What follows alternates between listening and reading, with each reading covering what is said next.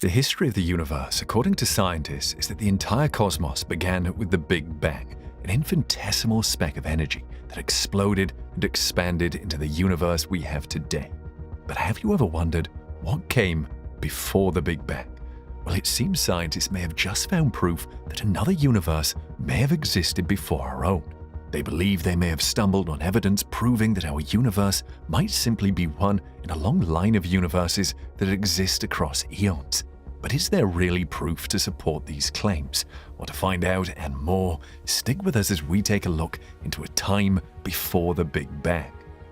Science tells us that the universe originated from the Big Bang some 13.8 billion years ago, when an incredibly dense, hot speck of energy of immeasurably small units exploded, creating the first atoms. This marked the earliest point of creation in the observable universe, which then expanded over billions of years into the cosmos we see today.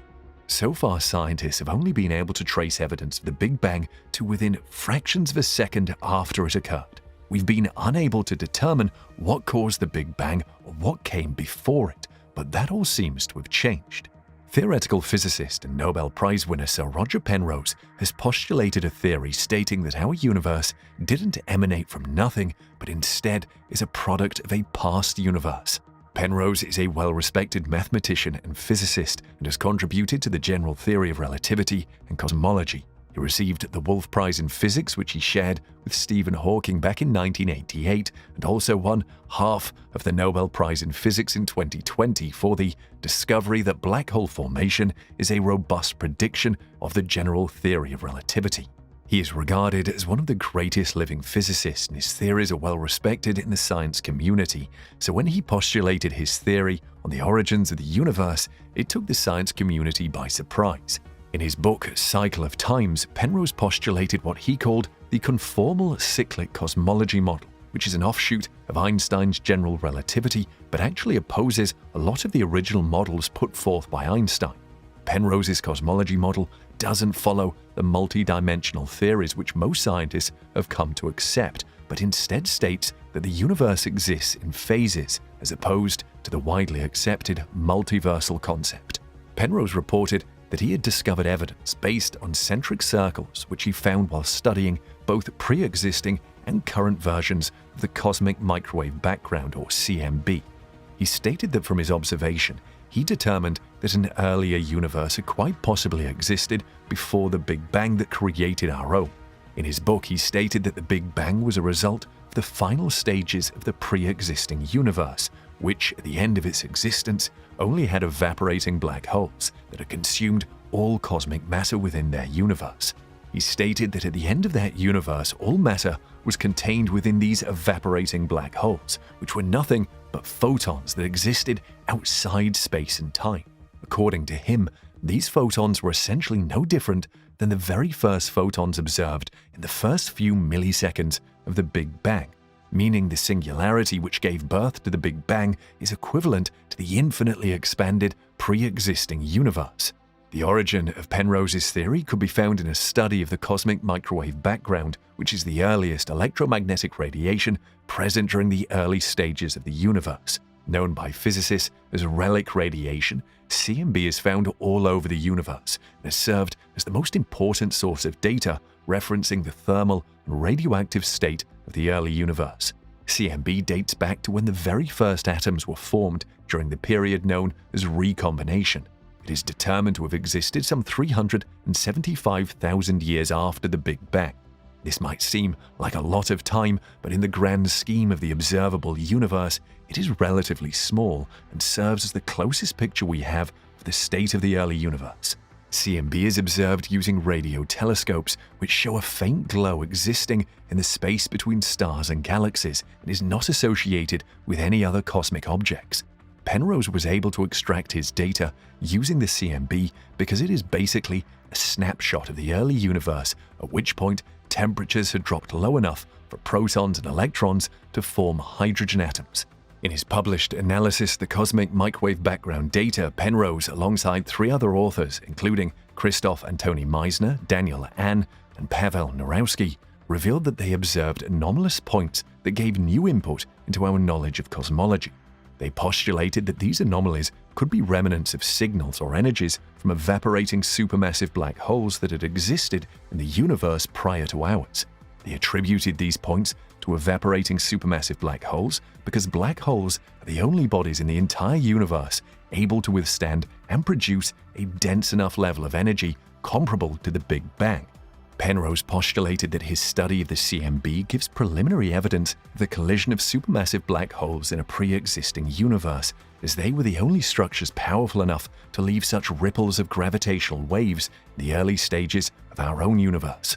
To support his theories, Penrose examined the practical implications of the second law of thermodynamics as it applies to the final state of the universe. Although much of it stems from current views of theoretical physics, Penrose disagrees with postulations by Stephen Hawking, which states that information is destroyed once matter or energy enters a black hole. Coincidentally, Penrose isn't the only scientist who opposes the idea that black holes are simply cosmic voids swallowing up energy in the universe, but rather break energy down into photons that exist beyond space and time, beyond the event horizon. According to Penrose, these photons, which exist beyond space and time, can constitute the building blocks of a subsequent universe in the form of a Big Bang event. Penrose goes on to state that over unimaginable amounts of time, possibly trillions of years, all matter in the observable universe breaks down into photon energy in a cold, expanded universe. According to him, this period from a Big Bang to the infinite expansion of a universe is called an eon. The infinite expansion and oblivion of the previous eon becomes the building block and Big Bang state of the next eon cycle. During this critical point between the end of one eon and the start of another, space and time are irrelevant, making the start of the new eon appear quite small relative to its observers. Penrose states the singularity believed to be present during the Big Bang is not as much as a mystery as it seemed. He believes he has found similar singularities to possibly be present at the event horizon of black holes. He states that the streaks of circles observed on the CMB are extremely redshifted photons which were present in black holes of the previous universe, finding their way into our existing universe. These circle streaks on the CMB might not look like much to the layman's observation, but to a physicist, holds low energy from a previous universe. He believes that cosmic energy swallowed in black holes of a previous eon can be attached to the future Big Bang of the next eon after an unimaginable period of cosmic expansion. Penrose's theory that the universe will end by an infinite expansion does more than just support his theory of a previous universe, but directly contradicts one of the most popular theories on the end of the universe, the Big Crunch. Before now, cosmologists had put forward that the current expansion of the universe was still a factor of it being in the mid-stages of its existence. They believed that as the universe got older, the gravitational attraction of matter throughout the universe would eventually slow the expansion rate and effectively begin to pull everything together. The Big Crunch theory postulated that the ultimate fate of the universe was bound to be caused by forces of gravity exerted by every body of mass in the cosmos. This would eventually lead to the contraction that would mean the ultimate collapse of the universe on a cosmic scale. This crunch would be infinitesimally dense and hot enough that it would cause another Big Bang, ultimately starting a new universe.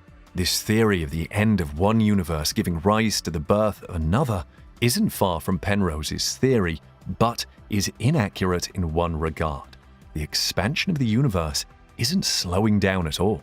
Current evidence from astronomical observations has it that not only is the expansion rate of the universe not slowing down, but it's actually accelerating at an increasing rate. The observations show that the speed at which distant stars and galaxies are receding from observing telescopes here on Earth is increasing with time. These observations were further proven with the study of supernovas and how fast their light traveled, essentially providing evidence that the universe isn't expanding at a constant rate as astronomers had previously believed. This rapid expansion discredits the theory of the Big Crunch, as the effects of gravity appear to have no effect on the expansion rate of the cosmos, much less act on it to the point of collapse. It further solidifies Penrose's claim that the universe will infinitely expand to a point where even black holes disintegrate into photons, giving rise to the birth of a new universe and the start of another eon. While all this still remains a theory highly debated by the science community, Penrose published a more controversial theory involving aliens, and not just those assumed to be present in this universe, but in the universe preceding ours. Penrose postulated what he calls the Fermi paradox, a highly unlikely theory due to the lack of evidence, but highly probable in the support of extraterrestrial civilizations. With the concept of cyclic cosmology and the idea of a pre-existing universe, Penrose states that the possibility of information transfer from one eon to another is possible with his observation of the CMB. He believes that advanced civilizations could encode intelligent signals and gravitational wave functions that transcend eons, essentially passing information to other civilizations at some point in the next universe. This concept has been highly debated in the science community, with other scientists studying the cosmic microwave background to find this so-called evidence themselves. It is still unclear if they will come to the same conclusion as Penrose, but one thing's for certain, he has the science community fixated on the CMB, looking for the same clues. Whether or not a universe existed before our own, or if there are some strands of trans-eon information out there waiting to be decided, is still yet to be proven. What we do know for certain is that we have our own universe to explore and understand before we even begin to grasp the idea of a past universe. So do you think there could have been some past universe and maybe even a past Earth? Let us know in the comments, and we'll see you in the next video.